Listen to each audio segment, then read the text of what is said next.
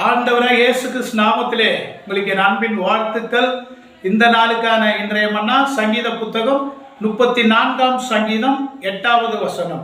கர்த்தர் நல்லவர் என்பதை ருசித்து பாருங்கள், அவர் மேல் நம்பிக்கையா இருக்கிற மனுஷன் பாக்கியவான். பாருங்க அன்பான கர்த்தருடைய பிள்ளைகளை, வசனம் சொல்லுகிறது கர்த்தர் நல்லவர் என்பதை ருசித்து பாருங்கள். எப்படி ருசித்து பார்க்கிறது?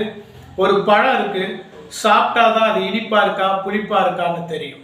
அதுபோல கர்த்தர் நல்லவர் என்பதை நாம் ருசித்து பார்க்க வேண்டுமா? எப்படி என்று சொன்னால், அவர் மேல் நம்பிக்கையா இருக்கிற ஒரு வாழ்க்கை, அவரை எல்லா சூழ்நிலையிலும் நாம் சார்ந்து அவரை நம்பி நாம் வாழ்கிற பொழுது நம்ம குடும்பத்தில், நம்ம ஊழியத்தில், நம்ம வாழ்க்கையில் ஆண்டவர் நல்லவர் என்பதை விளங்க பண்ணுவார். நமக்கு நன்மைகளை, அதிசயங்களை, அற்புதங்களை செய்து நம்மை ஆசீர்வதிப்பார். அப்படிப்பட்டவர்கள் பாக்கியவான்கள் என்று வேதம் சொல்லுகிறது. அல்லேலூயா!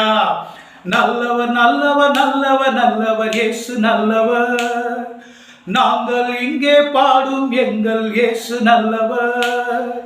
நல்லவர் நல்லவர் நல்லவர் நல்லவர் இயேசு நல்லவர், நாங்கள் இங்கே பாடும் எங்கள் இயேசு நல்லவர். ஆண்டவரே, இதை கேட்கிற ஒவ்வொரு மக்களோடு பேசுங்கப்பா. ஆண்டவரே, நீர் நல்லவர் என்பதை ருசித்து பார்க்கட்டும்.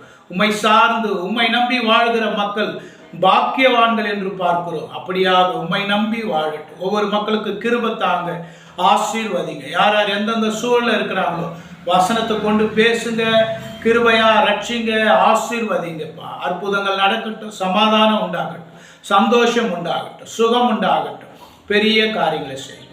இயேசு கிறிஸ்து மூலம் பிதாவே, ஆமென். கர்த்தர் தாமே நம் ஒவ்வொருவரையும் ஆசீர்வதிப்பாராக.